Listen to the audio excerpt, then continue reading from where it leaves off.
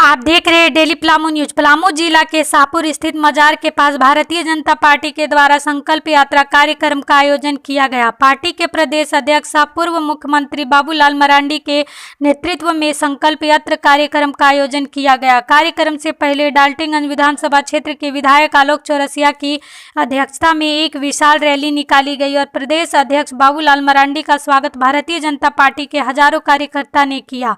संकल्प यात्रा कार्यक्रम का बाबूलाल मरांडी ने उद्घाटन दीप प्रज्वलित कर किया। वही कार्यक्रम के दौरान हेमंत सरकार पर जमकर निशाना साधा। साथ ही प्रधानमंत्री नरेंद्र मोदी के द्वारा हो रही सराहनीय कार्य के बारे में जनता को बताया और पार्टी की मजबूती और विस्तार करने को लेकर भी पार्टी के नेता और कार्यकर्ता से आग्रह की। कार्यक्रम के दौरान सांसद विष्णु दयाल राम, जिला अध्यक्ष विजयानंद पाठक, प्रदेश प्रशिक्षण प्रमुख मनोज सिंह, प्रथम मेयर अरुणा शंकर, प्रथम डिप्टी मेयर मंगल सिंह वैजनाथ राम, पूर्व जिला अध्यक्ष नरेंद्र पांडे, वरिष्ठ भाजपा नेता श्याम बिहारी दुबे, भाजपा नेता प्रफुल्ल सिंह, अमित तिवारी, ज्ञानधन चौरसिया, प्रभात भुइयां, अविनाश वर्मा, जोरावर पासवान, विनोद सिंह, पूर्व कर्नल संजय सिंह, विभाकर पांडे समेत भाजपा के नेता और हजारों कार्यकर्ता भी रहे उपस्थित।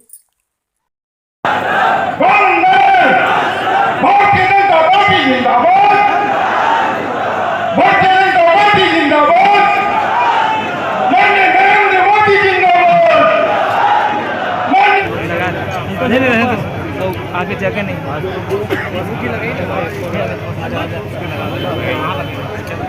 जब हम बाकी आए छतरपुर हुसैना मान गए तो बारिश हो गई, लेकिन बारिश में भी लोग भीगते रहे और मैदान में डटे भीगते भीगते और हम कह सकते हैं कि पलामू की जनता तो एक सीट बचा हुआ है। 60-65 वर्षों तक कांग्रेस पार्टी शासन में रही, लेकिन 2014 तक गरीबों को इंतजार करना पड़ा इन मूलभूत सुविधाओं को दिलाने के लिए कोई सार्थक प्रयास करने वाले व्यक्ति का, और वो सार्थक व्यक्ति आपके आशीर्वाद से वर्ष 2014 में आदरणीय नरेंद्र भाई मोदी जी के रूप में सामने आया।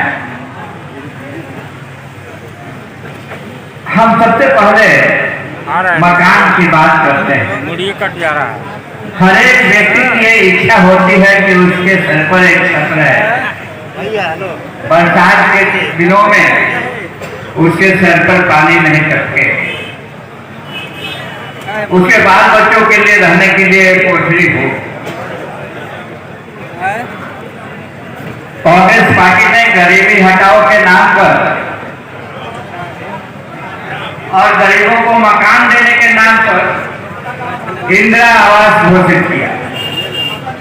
इंदिरा आवास 35,000 रुपये से शुरू होकर के 75,000 रुपये तक समाप्त हो गया। और इंदिरा आवास कैसा बना? उस इंदिरा आवास में कोई व्यक्ति नहीं रह सकता है। वो सुअर का खोभार जो देहात में कहते हैं, वो सुअर के खोभार जैसा बना। और गांव के बाहर बना, गांव के बाहर बना, जैसे कि गांव के बाहर किसी को निष्कासित कर दिया जाता है तो वो निष्कासित व्यक्ति के लिए बना। वो गांव के हरिजन आदिवासी लोगों के लिए मिला, वो गांव के गरीबों के लिए बना। तो बेहतर है गांव से इन्हें बाहर ही कर दिया जाए, जहां पर रोजी रोजगार का भी साधन उनको उपलब्ध नहीं। इस प्रकार की योजना बनी कांग्रेस के जमाने में, और इस प्रकार से गरीबी दूर करने का हम लोगों ने काम किया। और आज हमारे देश के यशस्वी प्रधानमंत्री जी ने क्या किया? 1,35,000 रुपया की स्वीकृति दी, ऊपर से शौचालय का जो पैसा है वो दिया, उसके बाद गैस कनेक्शन फ्री में दिया, चूल्हा फ्री में दिया, सब ले करके करीब 1,70,000 रुपए की राशि, जिसमें किचन की भी व्यवस्था थी, जिसमें नहाने की भी व्यवस्था थी, जिसमें सोने के लिए कमरा की भी व्यवस्था थी और जिसमें मेहमानों के स्वागत के लिए भी कमरे की व्यवस्था। और सबसे अच्छी बात ये रही कि जो जहां पर रहता था, जिस जमीन पर रहता था, उसी जमीन पर उसको मकान बनाने का मौका मिला। तो गरीबी इस तरह से दूर की जाती है, गरीबों को सम्मान इस प्रकार से किया जाता है, न कि गरीबों को गांव के बाहर निकाला। इसी प्रकार से इंदिरा गांधी जी के समय में राष्ट्रीय बैंकों का राष्ट्रीयकरण, अब बैंकों का राष्ट्रीयकरण होने के बाद क्या हुआ, कोई फर्क नहीं आया। जिस प्रकार से टाटा बिरला, लाल मियां के हजारों हजार खाते रहते थे, जिस प्रकार से बैंक के पदाधिकारी उनके घर पर जाकर के खाता खोलते थे, उसी प्रकार की व्यवस्था कायम है।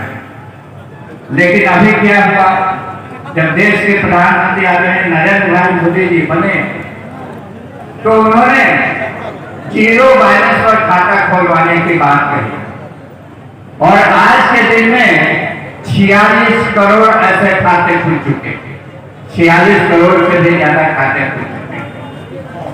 उस समय लोगों ने कहा कि ये खाता खोलवाने से क्या फायदा, इसमें पैसा कहां से आएगा।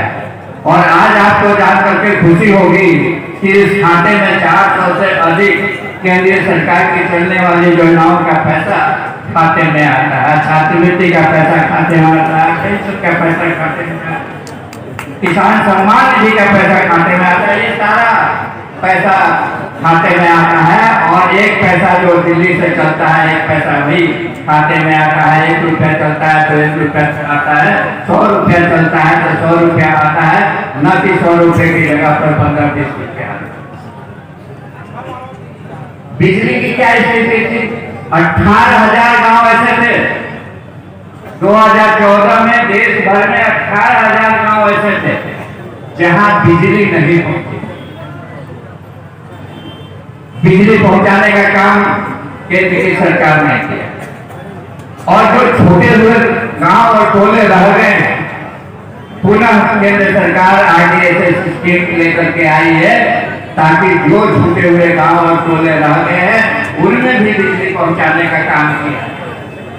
हमारी सरकार जब कोई योजना चलाती है तो ये सुनिश्चित करती है कि लाभार्थियों को 100% लाभ मिले। जो उस योजना के लिए अर्हता पूरा करते हैं उन सभी को मिले। इसी तरह से प्रधानमंत्री आवास योजना के अंतर्गत प्रधानमंत्री आवास योजना प्लस लाया गया। तो ये हमारी सरकार की नीति है कि सैचुरेशन पॉइंट पर पहुंचाना। 100 आदमी यदि लाभार्थी हैं तो 100 आदमी को हम उसका लाभ पहुंचाएंगे।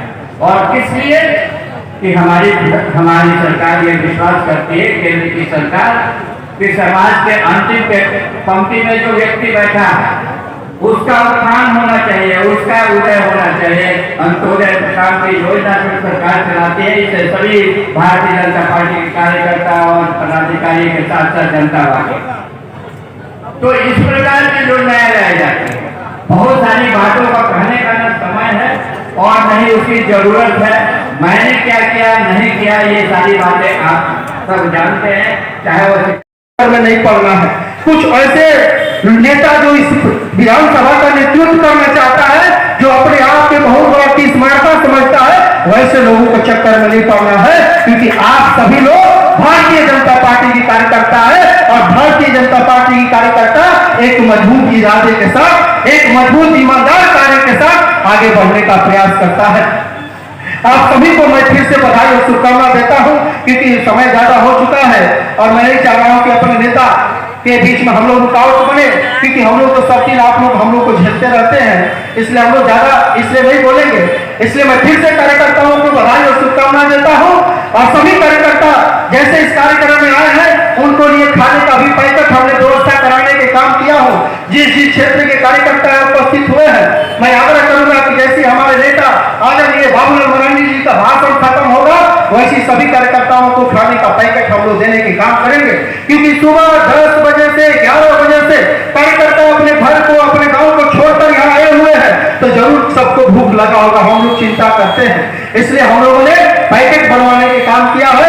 जिसको मिलेगा, जिसको नहीं मिलेगा तो भाई गुस्साइएगा मत, क्योंकि इतना बड़ा भीड़ है। हम लोगों ने बहुत ज्यादा बनवाया, कम नहीं बनवाया। इसलिए सभी कार्यकर्ता को बधाई, शुभकामना। इस कार्यक्रम में आने के लिए आप सबों को बहुत बहुत बधाई और शुभकामना देते हैं कि आप सभी लोग इस कार्यक्रम में आए। मैं अपने आदरणीय बाबूलाल मरांडी जी से विनती करूंगा कि कुछ जनसहिया महिला लोग आपको आवेदन देना चाहती है, तो जैसे आपका भाषण खत्म होता है तो जनसहिया महिला लोग से आग्रह करूंगा कि आप स्टेज के सामने आ जाइएगा, ताकि अपने नेता को अपना जो समस्या है, अपने जो आपका इस झारखंड की समस्या है, उससे आप अपने नेता को अवगत कराने का काम करिएगा। सभी कार्यकर्ताओं को मैं फिर से बहुत बहुत बधाई, शुभकामना देता हूँ। किसी को कोई तकलीफ हो तो माफ कर देना, क्योंकि इतना बड़ा जन समूह में आप सभी लोग उपस्थित हुए हैं, तो कहीं न कहीं हम सबों को हौसला को अफजाई करने के लिए, आप सबों को हौसला को अफजाई करने के लिए और आप सबों के सहयोग से इस मंच पर जितने नेता उपस्थित हुए हैं, मैं उनको भी इस झारखंड विधानसभा के पावन धरती पर हमारे बुलाने पर आए सभी को अपनी ओर से बहुत बहुत बधाई और शुभकामना देता हूँ।